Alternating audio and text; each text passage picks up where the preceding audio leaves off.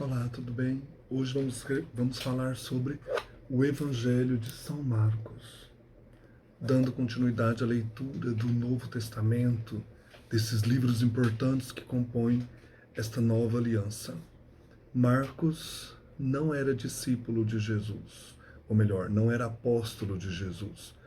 Discípulo, aparentemente sim, porque lá no relato da paixão ele diz que um jovem, no momento em que Jesus foi preso pelos guardas romanos, pelos homens importantes do templo, lá no Jardim das Oliveiras, um jovem que estava enrolado no lençol saiu correndo nu. Muitos supõem ser esse jovem o próprio João Marcos, esse cristão, esse discípulo, sim, discípulo, não apóstolo. E na sua casa os cristãos se reuniam, principalmente no Novo Testamento. A sua mãe chamava-se Maria. Quando, após a prisão de Pedro, aparecem os cristãos rezando lá na casa de Marcos, ou da mãe de Marcos. Então ele não era apóstolo, mas discípulo de Jesus.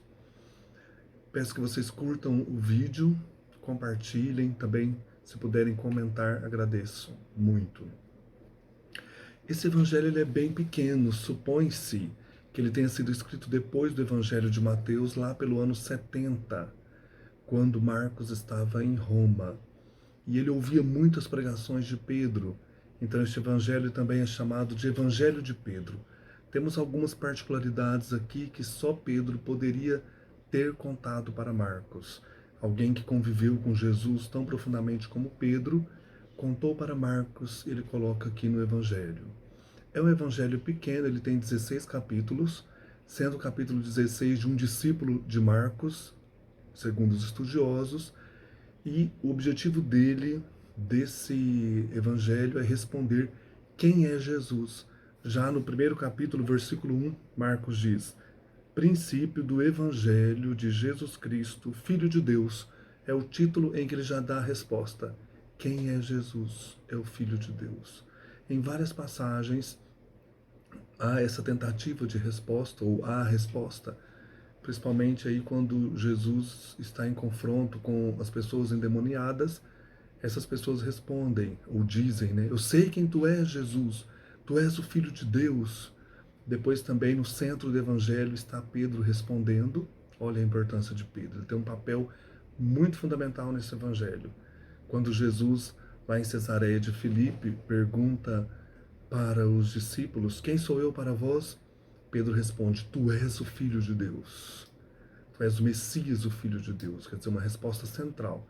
Lá no finalzinho do Evangelho, quando o centurião fura o peito de Jesus com a lança, sai sangue e água, e Jesus e o centurião então diz: verdadeiramente este é o Filho de Deus. Então essa resposta a essa pergunta vai permear o Evangelho. O autor está dizendo que o leitor também deve dar a sua resposta. E existem várias outras passagens. Essas três dos endemoniados, bem no início, de Pedro, acho que é capítulo 10, e lá no finalzinho, na paixão do centurião, são respostas fundamentais de como Jesus impactou o seu contexto, a sua passagem aqui na vida dessas pessoas lá na Palestina Antiga. Então ele escreveu em Roma, ouvindo as pregações de Pedro. Temos particularidades importantes aqui dentro do Evangelho, vou mostrar algumas depois. E escreveu em grego, lá pelo ano 70 depois de Cristo. Então é um evangelho assim muito bonito. Ele tem uma característica de colocar Jesus sempre em cena, monta o cenário. Nós temos aqui as personagens dentro desse cenário dialogando, e depois a conclusão desta cena, como que se fechasse as cortinas. É um evangelho muito plástico. Então nós temos aí detalhes importantes de personagens, diálogos e lugares. É um Jesus bem humano. O Jesus de Marcos, ele tem reações humanas como olhar. É o evangelho do olhar de Jesus. São muitas passagens que destacam este olhar. É o Senhor que está sempre olhando. É um lado bem humano de Jesus, sentindo compaixão, ira, conhecendo o coração das pessoas, Então esse olhar também é muito destacado. E Jesus aqui em Marcos, na hora de morrer, ele dá um grito muito forte. Então é a parte humana de Jesus, a sua natureza humana é bem destacada neste evangelho. Enfim, um evangelho que foi menosprezado por um tempo, não se falava muito do evangelho de Marcos, mas agora no século XX foi redescoberta a sua riqueza, a potência deste evangelho, tão pequeno, mas tão profundo.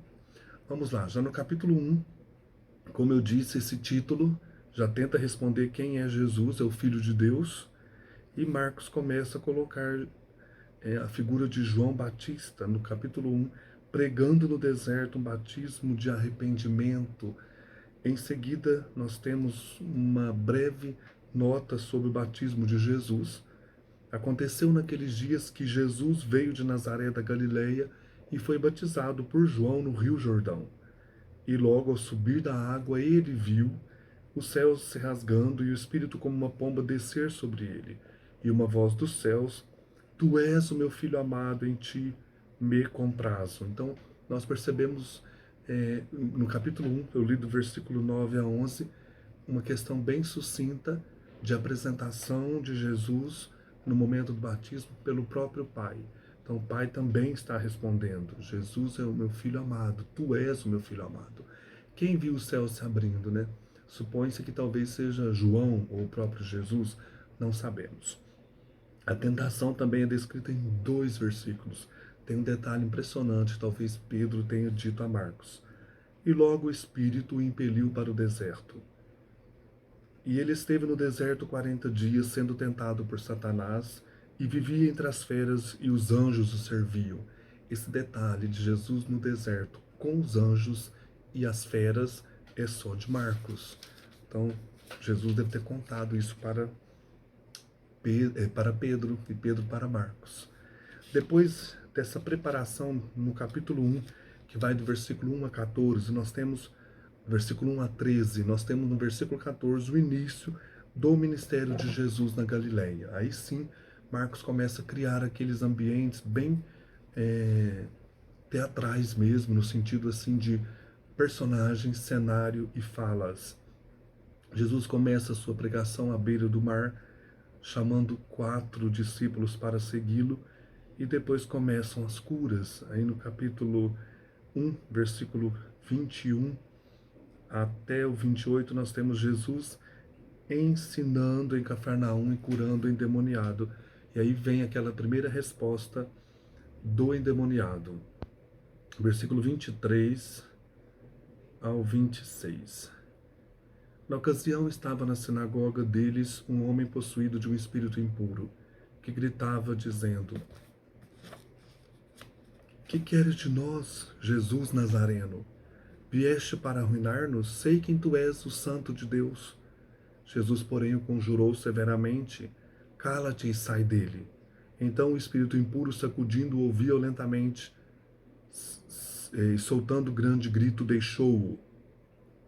E olha que interessante, né? Então esse homem com espírito imundo já responde, né? Os demônios dentro desse homem: Sei quem tu és, o Santo de Deus. Então já essa resposta, essa tentativa, já mostrando aí quem é Jesus. Cura a sogra de Pedro. Depois de diversas curas, Jesus deixa secretamente Cafarnaum e a cura de um leproso. Nessa cura de um leproso, nós temos também esse episódio aí em que Jesus vai ao encontro de alguém que traz na carne aquela doença terrível que marca o Antigo Testamento. Versículo 40 até o 45. Um leproso foi até ele, implorando-lhe de joelhos: Se queres, tem o poder de purificar-me.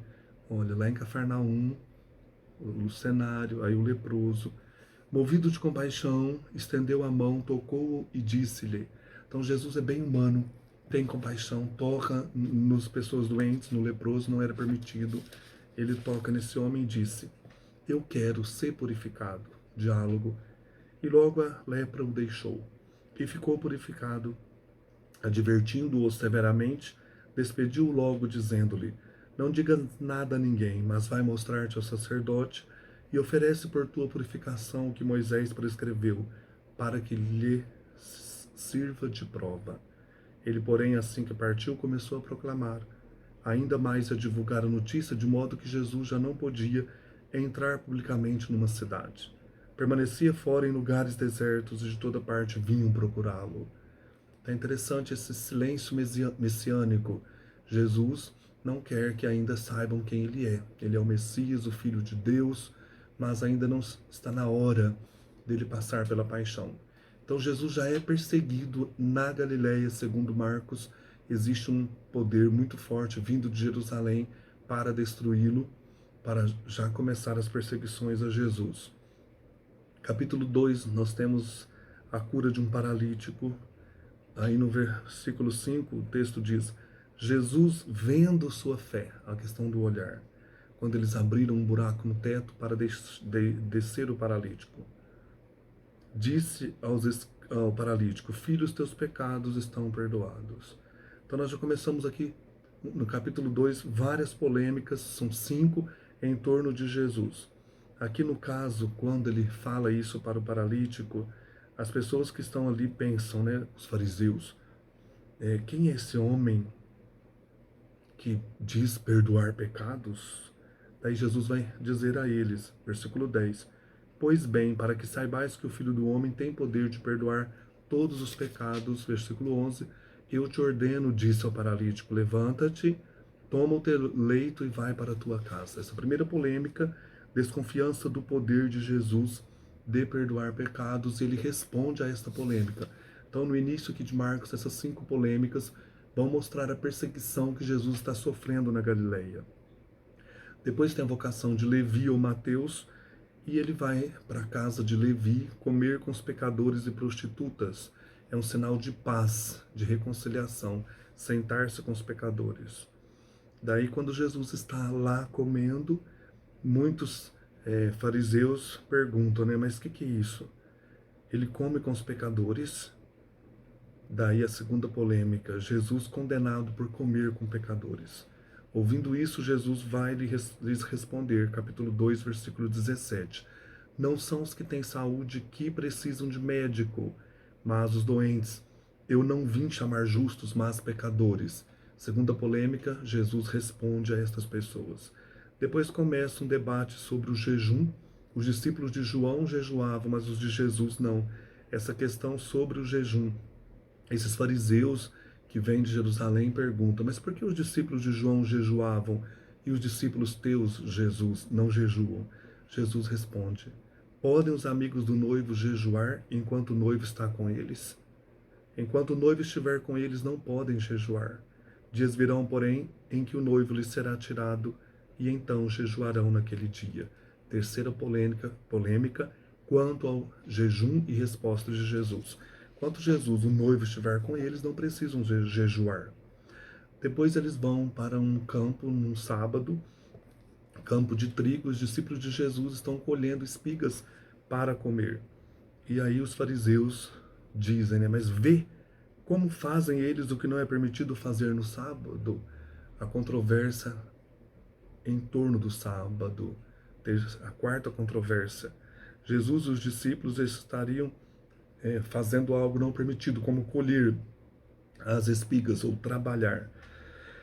Respondeu Jesus a essa controvérsia aos fariseus: Nunca lestes o que fez Davi e os seus companheiros? Quando sentiram fome, tiveram necessidade, entrou na casa de Deus, no templo do sumo sacerdote Abiatar, e comeu dos pães da proposição? Só os sacerdotes podem comer? E os deu também aos companheiros, versículos 25 a 26, 27. E disse também, o sábado foi feito para o homem, não o homem para o sábado, de modo que o Filho do Homem é Senhor até também do sábado. Quarta controvérsia. A quinta controvérsia está lá já no capítulo 3, quando Jesus cura um homem da mão atrofiada que estava lá na sinagoga, e eles vendo aquilo, se enfureceram. Novamente a polêmica, Jesus fazendo cura no sábado. Estão trabalhando, colhendo do trigo, agora fazendo cura. A quinta e última polêmica, Jesus então ficou entristecido, lançou um olhar de indignação para os fariseus e respondeu, versículo 4, é permitido no sábado fazer o bem ou fazer o mal, salvar a vida ou matar. E aí então ele mostra que o sábado, que o homem foi feito para o sábado e não o sábado para o homem. Então repassando um olhar, disse: entristecido pela dureza do coração deles, disse ao homem: estende a tua mão. Ele a estendeu e sua mão ficou curada. Ao se retirarem, os fariseus com os herodianos imediatamente conspiraram contra eles sobre como destruiriam. O homem foi feito para o sábado, para trabalhar. O sábado foi feito para o homem trabalhar e não o homem para o sábado. Então eu falei errado aqui. O sábado foi feito para o homem. O homem pode, claro, a questão do descanso é importante, mas o homem não pode ficar refém do sábado. Ele pode fazer o bem no sábado. Então o homem é senhor do sábado e não o sábado senhor do homem. Era um dia de descanso, uma polêmica muito importante aí para os judeus. Polêmica não, né? Uma regra, uma lei, a lei do sábado. Então essas 5 controvérsias vão dar aí início aos problemas que Jesus enfrentará com os fariseus, com os herodianos e assim por diante. Então a primeira, eles desconfiavam do poder de Jesus de perdoar pecado. Depois a segunda, Jesus é criticado por comer com os pecadores. A terceira, questão do jejum. A quarta, questão de trabalhar no sábado. E a quinta, questão de fazer curas no sábado. Ainda no capítulo 3, várias multidões seguem Jesus. E no versículo 11 o texto diz: os espíritos impuros, assim que o viam, caíam a seus pés e gritavam: tu és o Filho de Deus. Mostrando então essa resposta sendo dada durante todo o Evangelho.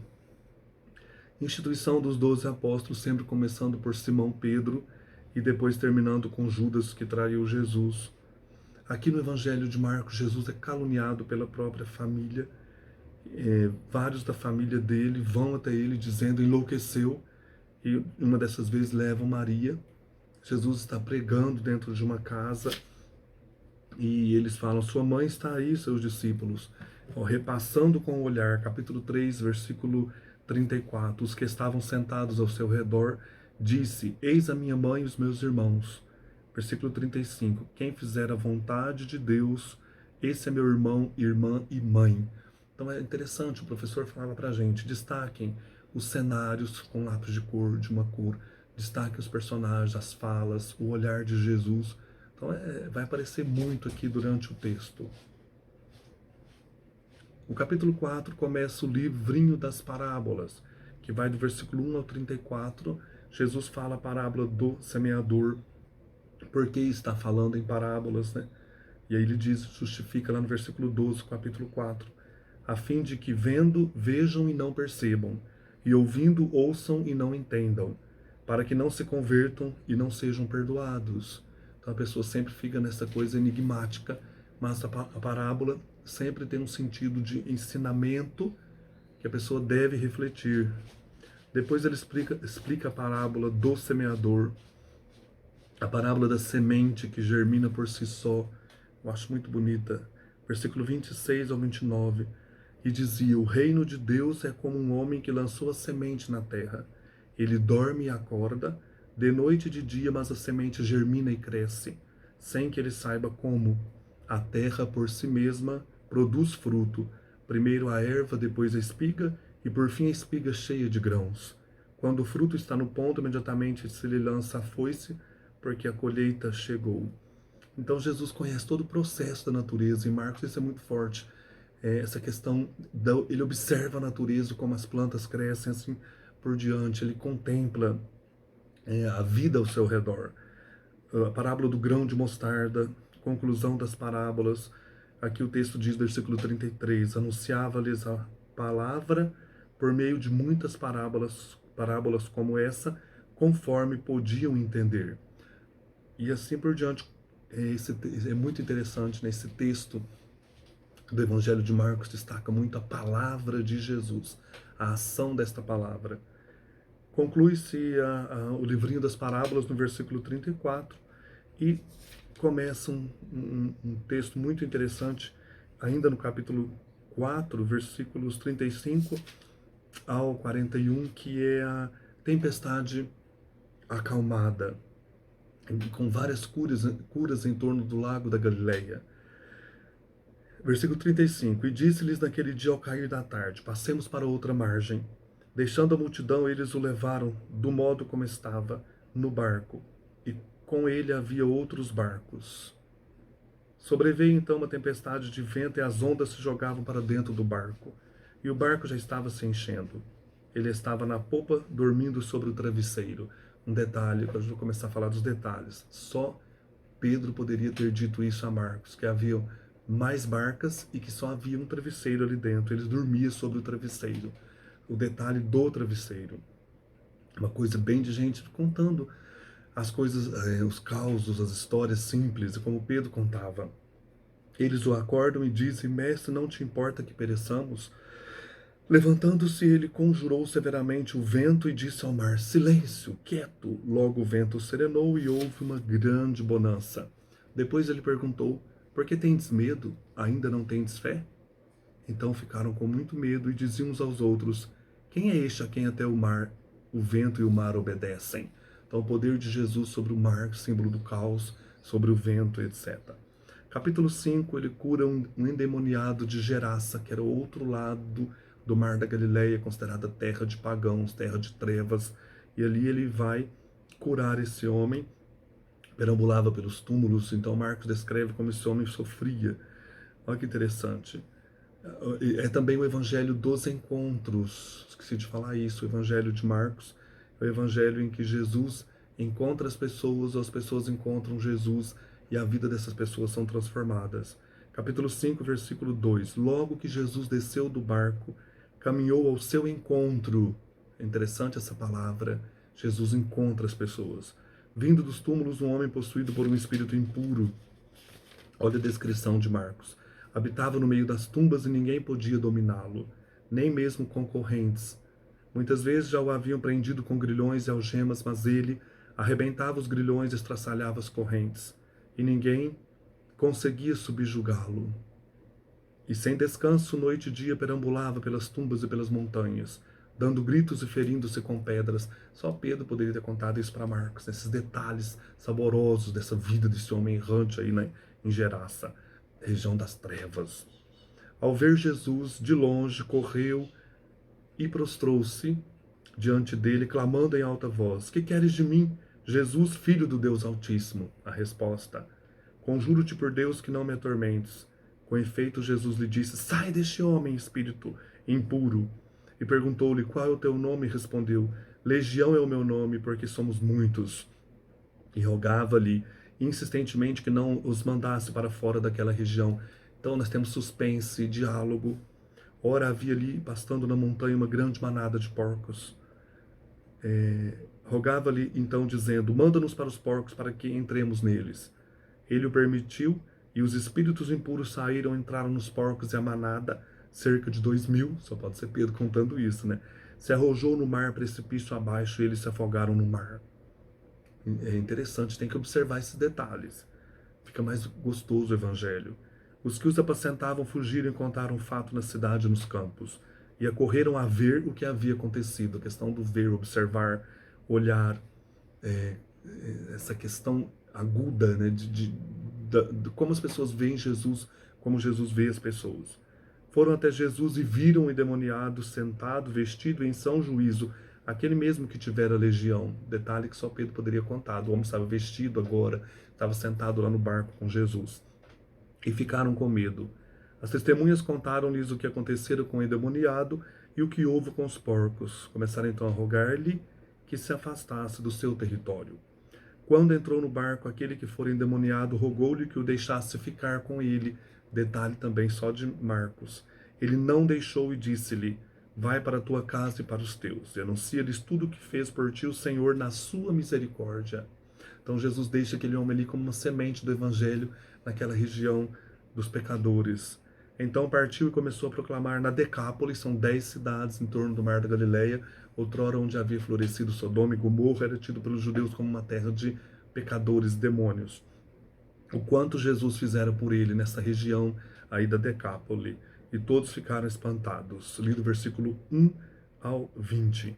Então o Evangelho de Marcos tem toda essa questão assim de diálogos, de confrontos e etc. Jesus também cura uma mulher hemorroíça que tinha um sangramento, né? Uma hemorragia, e a ressurreição da filha de Jairo. Também aqui é muito bonito, nós temos essa questão assim, Jesus está lá pregando, eles começam a oprimi-lo assim na multidão, a espremê-lo. Uma mulher toca em Jesus, ela pensava, né? Se eu ao menos tocar na veste dele, ficarei curada. Enquanto isso está acontecendo, um homem chega, ele já está indo para a casa do Jairo curar a sua filha. Então é nessa viagem, nessa ida para a casa deste homem, que essa mulher arranca de Jesus a cura.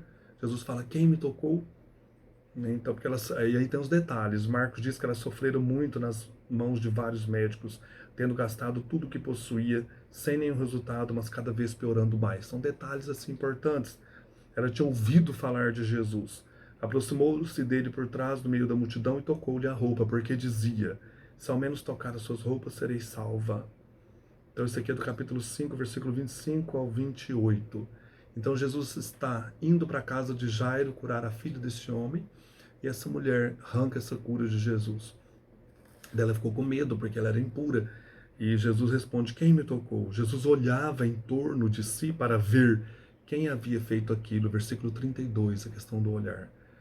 33. Então a mulher, amedrontada e trêmula, sabendo o que lhe tinha acontecido, que ela foi curada, né? Foi e caiu-lhe aos pés e contou-lhe toda a verdade. Essa coisa da simultaneidade.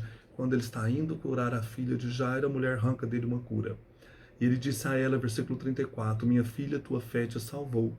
Olha que bonito, né? A tua fé te salvou. Vai em paz e estejas curada desse teu mal. Daí ele caminha até a casa de Jairo, e as pessoas estavam lá, todo mundo triste, porque a menina já tinha morrido. E aí Jesus fala para o chefe, né? Jairo era um chefe da sinagoga, tinha ajudado muito os judeus ali de Cafarnaum. Não temas, crê somente. Então, esses detalhes que Pedro conta para nós através de Marcos. Versículo 37. Não permitiu que ninguém o acompanhasse até a casa de Jairo, exceto Pedro, Tiago e João, que terão um papel importante no Evangelho. O irmão de Tiago. Chegaram à casa do chefe da sinagoga e ele viu o alvoroço, né? Jesus viu. Muita gente chorando e clamando em alta voz. Entrando, disse: por que este alvoroço, este pranto? A criança não morreu, está dormindo. E caçoavam dele. Detalhe que Pedro conta. Ele, porém, ordenou que todos saíssem, exceto o pai e a mãe da criança. Isso que acompanhava, e com eles entrou onde estava a criança. Tomando a mão da criança, disse-lhe: Talita cum. É uma expressão em aramaico, né? Que significa: menina, eu te digo, levanta-te. No mesmo instante, a menina levantou e andava, pois já tinha 12 anos. Pedro fala isso, né? 12 anos. São detalhes muito legais do dia a dia desse povo que encontrava Jesus. E ficaram extremamente espantados. Recomendou-lhes então expressamente que ninguém viesse a saber o que tinha visto, e mandou que dessem de comer a menina. Também Pedro contou isso para Marcos. Então são muitos detalhes, é um evangelho muito profundo, muito bonito. Capítulo 6, ele visita Nazaré, a missão dos 12 apóstolos, vem a execução de João Batista, a primeira multiplicação dos pães. Jesus caminha sobre o mar. Aqui o papel de Pedro é interessante, versículo 45 ao 51. Então tá de ler tudo o evangelho, né? Logo em seguida forçou seus discípulos a embarcarem e seguirem antes dele para Betsaida, enquanto ele despedia a multidão. E deixando ele foi à montanha para orar. Ao cair da tarde, o barco estava no meio do mar e ele sozinho em terra. Vendo que se fatigavam a remar, pois o vento lhes era contrário, pela quarta vigília da noite, dirigiu-se a eles caminhando sobre o mar. Caminhar sobre o mar é muito simbólico, caminhar sobre o caos, sobre o mal, os dragões que habitam o mar. É o mar da Galileia, um lugar importante. Então são várias curas em torno do mar, essa questão da água como fonte de vida, e várias curas também aqui em torno do pão. São dois elementos que percorrem aqui a teologia de Jesus na Galileia, ou a missão de Jesus na Galileia. E queria passar adiante deles. Vendo-o caminhar sobre o mar, julgaram que fosse um fantasma e começaram a gritar, pois todos o viram e ficaram apavorados. Ele, porém, logo falou com eles, dizendo: tende confiança, sou eu, não tenhais medo. E subiu para junto deles no barco, e o vento amainou. Eles, porém, no íntimo estavam cheios de espanto, pois não tinham entendido nada a respeito dos pães, mas o seu coração estava endurecido. É um comovente detalhe de Pedro, né? O coração deles estava ainda endurecido.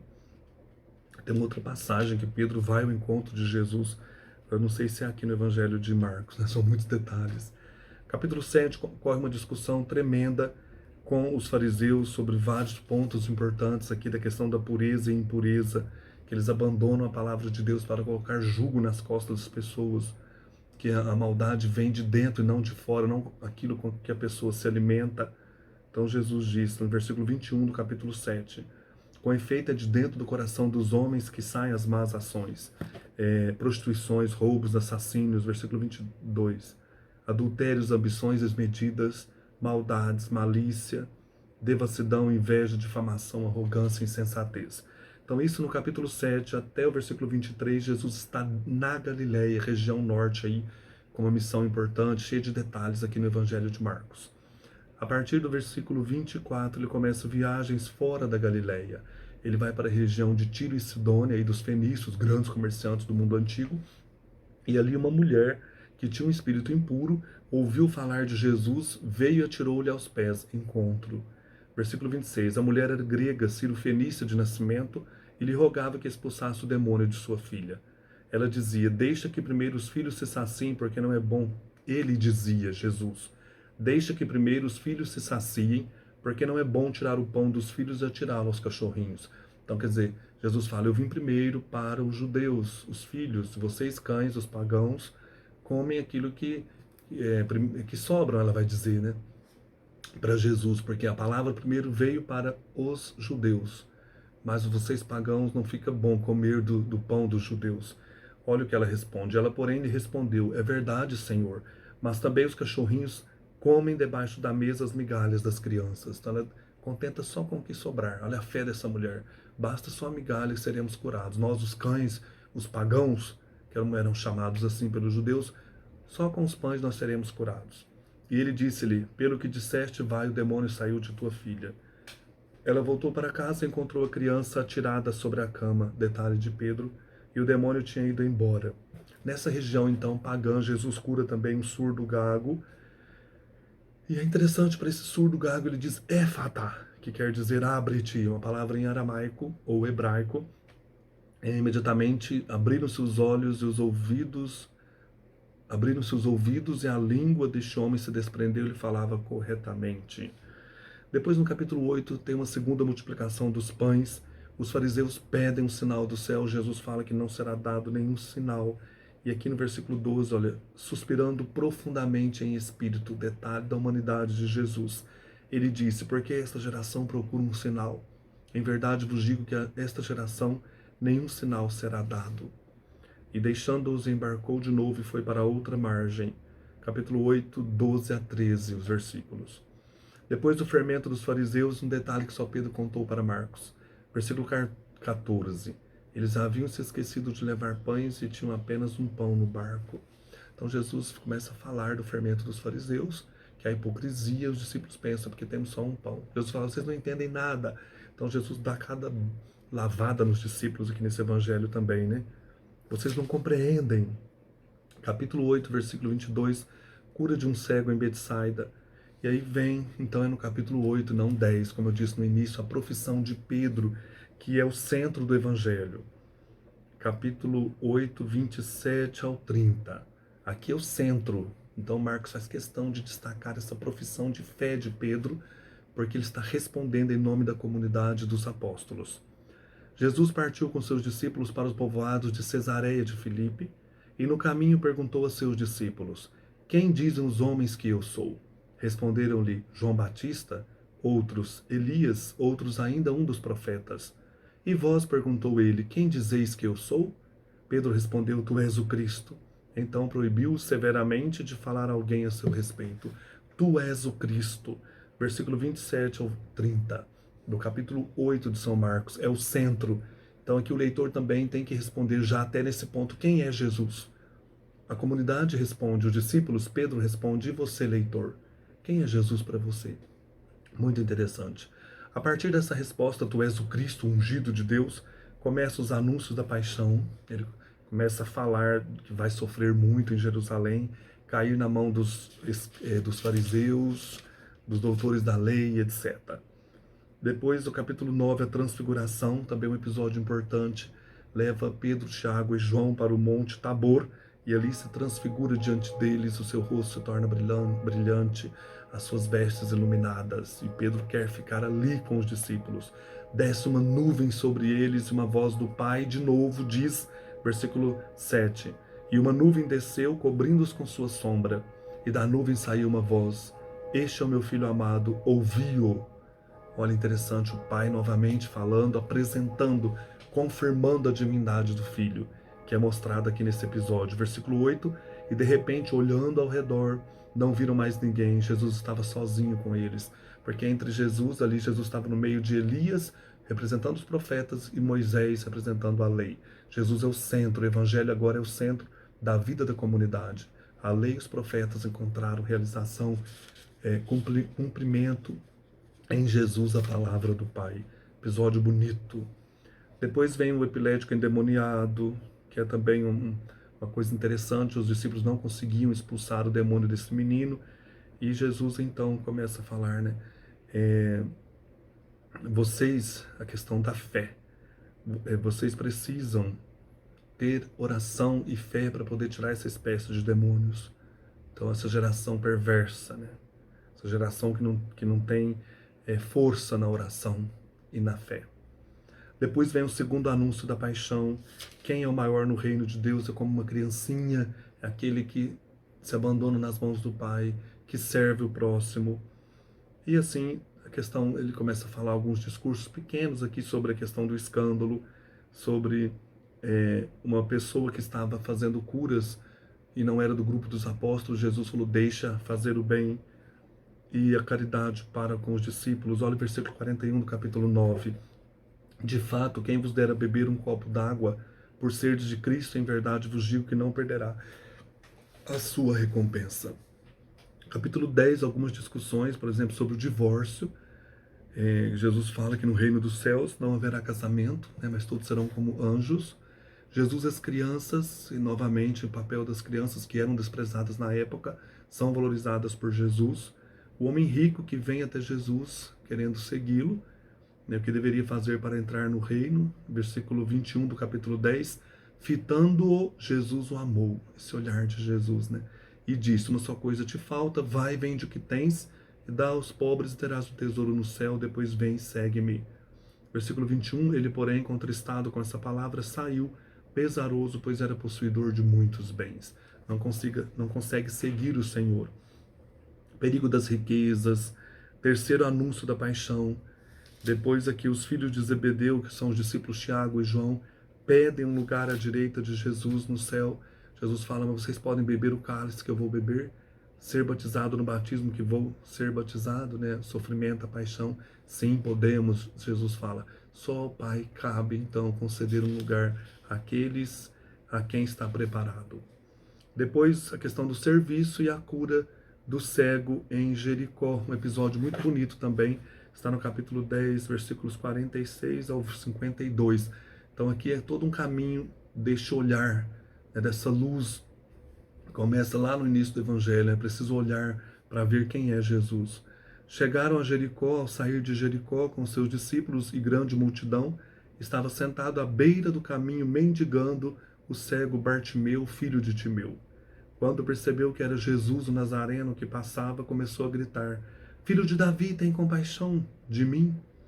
E muitos o repreendiam para que se calasse.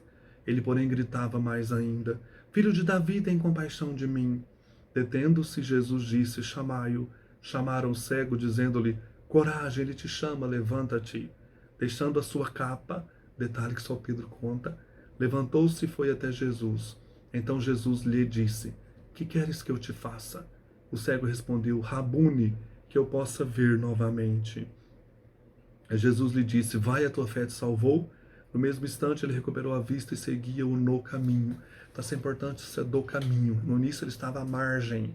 Agora que ele ouve falar de Jesus, ele grita, Jesus, filho de Davi, tem compaixão de mim. Aquilo que o Peregrino Russo, é um livro interessante, chamou O Peregrino Russo, que ele descobre aqui uma fonte de oração. Ele vai repetindo durante sua vida inteira: Jesus, filho de Davi, tem piedade de mim.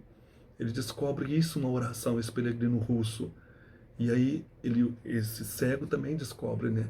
Atingir aí o coração, a misericórdia de Deus, receber misericórdia. Quando ele chega até Jesus, o diálogo, né? Que queres que eu te faça, que eu veja novamente, Rabune? Significa que algum dia ele viu. Talvez aqui o discípulo também. O discípulo precisa ver a realidade nova que é Cristo. Precisa deixar-se iluminar, né? Vai, a tua fé te salvou. No mesmo instante ele recuperou a vista. O discípulo agora é iluminado, tem que recuperar a vista e vai seguir Jesus não à margem, mas no caminho.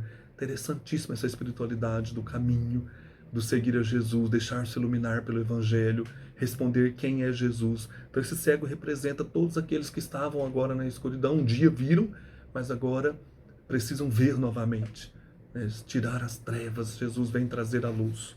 Muito bonito. A partir do capítulo 11 começa o ministério de Jesus em Jerusalém, já encerrando aí o Evangelho, a entrada messiânica de Jesus em Jerusalém, a figueira estéril. Eles observam uma figueira, Jesus vai até ela buscar frutos, ela não tem, ele amaldiçoa, no outro dia a figueira está seca. Os vendedores expulsos do templo, pessoas que negociavam animais ali para o sacrifício, Jesus expulsa essas pessoas. Fé e oração, Jesus fala então, quando eles observam a figueira seca, no versículo 22.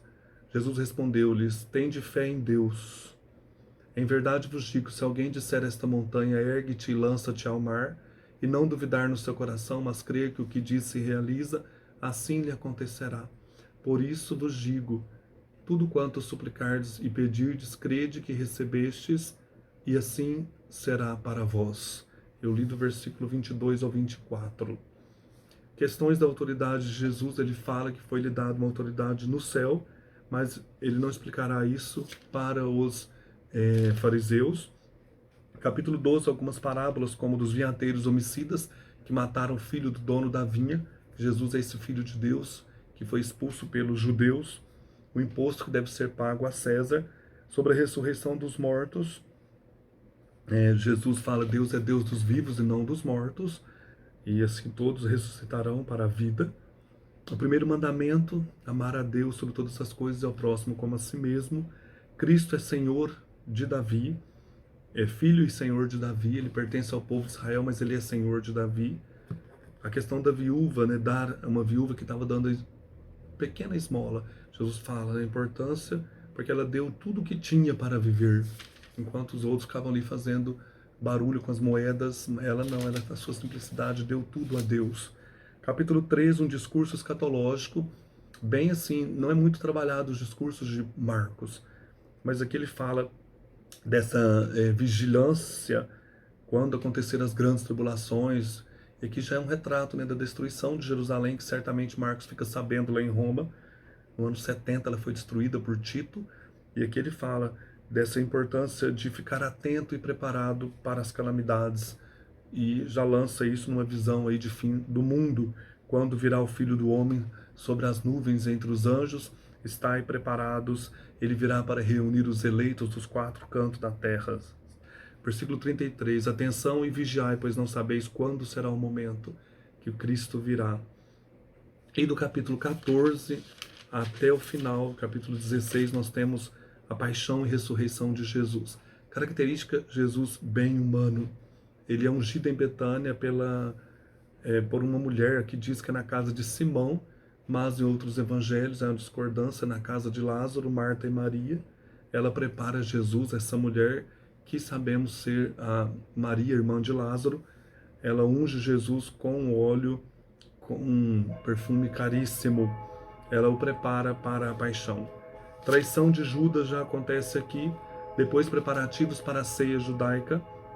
Eles realizam a ceia, aí matando o cordeiro, cantando salmos. É nesse contexto que Jesus anuncia a traição de Judas, institui a Eucaristia, né? Pega o pão, dá graças e diz: isto é o meu corpo. Pega o cálice com vinho, depois de várias passagens do cálice ali dentro da ceia, Isto é meu sangue, o sangue da aliança que é derramado em favor de muitos. Então isso está entre os versículos 22 a 25. Institui a Eucaristia, prediz a negação de Pedro, que também é destacada aqui. Pedro, esse discípulo de Jesus, tão corajoso, também peca, cai, nega Jesus. Depois lá no Getsêmani, por exemplo, versículo 33, o Jardim das Oliveiras. E levando consigo Pedro, Tiago e João, começou a apavorar-se e a angustiar-se. Versículo 34. Ele disse a esses apóstolos: a minha alma está triste até a morte. Permanecei aqui e vigiai. Olha que interessante, né? Jesus triste, bem humano esta parte, esse sofrimento. Ao voltar aqui, Jesus ia, rezava. Quando voltava, os discípulos estavam dormindo. Ele disse a Pedro, versículo 37, por que estás dormindo, Simão? Não foste capaz de vigiar por 1 hora? Vigiai e orai para que não entreis em tentação, pois o espírito está pronto, mas a carne é fraca. Versículo 38. Então Pedro mostra mesmo a sua humanidade aqui, a sua fraqueza, né? Tem a prisão de Jesus, todos abandonaram e fugiram, e aquele versículo que eu falei, no versículo 51, capítulo 14. Um jovem o seguia, e a sua roupa era só um lençol enrolado no corpo. E foram agarrá-lo. Versículo 52. Ele, porém, deixando o lençol, fugiu nu. Temos uma nota, por menor só encontrado em Marcos. Muitos comentadores têm entendido que esse jovem é o próprio evangelista, como se estivesse aqui autografando o seu evangelho. Então é interessante esses detalhes, né? Depois Jesus está diante do sinédrio, ele fica calado. Versículo 61. Ele, porém, ficou calado e nada respondeu. O sumo sacerdote o interrogou de novo. És tu o Messias, o Filho do Deus bendito? Então, olha a resposta, né? Aí sim, Jesus respondeu, versículo 62. Eu sou, e vereis o Filho do Homem sentado à direita do Poderoso e vindo com as nuvens do céu. Então, o próprio Jesus dá essa resposta de que ele é o Filho de Deus bendito. Negações de Pedro, é interessante aqui do versículo 66 ao 72. Quando Pedro estava embaixo no pátio, chegou uma das criadas do sumo sacerdote, e vendo a Pedro que se aquecia, fitou-o e disse: também tu estavas com Jesus Nazareno. Ele, porém, negou, dizendo: não sei nem compreendo o que dizes. E foi para fora, para o pátio anterior. E o galo cantou. O detalhe, né? Ficou na mente de Pedro. E a criada, vendo-o, começou de novo a dizer aos presentes: este é um deles. Ele negou de novo. Pouco depois, os presentes novamente disseram a Pedro: de fato és um deles, pois és galileu. Ele, porém, começou a maldizer e a jurar: não conheço este homem de quem falais. Imediatamente, pela segunda vez, o galo cantou. E Pedro se lembrou da palavra que Jesus lhe havia dito: antes que o galo cante 2 vezes, me negarás 3 vezes. E começou a chorar. Esses detalhes são bem humanos. No fundo, o evangelho é de Pedro, né? É Marcos, que ouviu as pregações de Pedro lá em Roma e escreveu. É um diálogo entre Pedro e Marcos. E Pedro conta, é preciso ler com amor para descobrir essas nuances. Depois, Jesus diante de Pilatos, capítulo 15, coração de espinhos, caminho da cruz, a crucifixão, que é bem sucinta em Marcos, versículo 23 ao 27. Deram-lhe vinho com mirra e ele não tomou.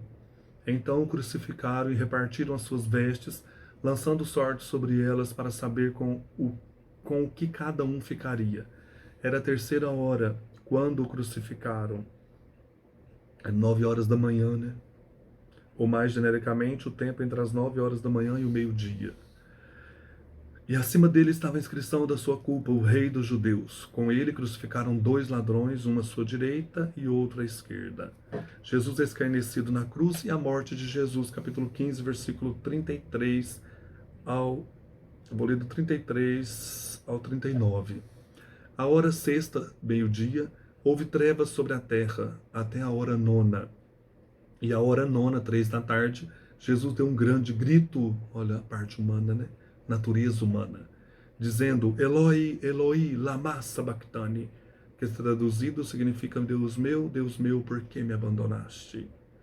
Alguns dos presentes, ao ouvirem isso, disseram: eis que ele chama por Elias.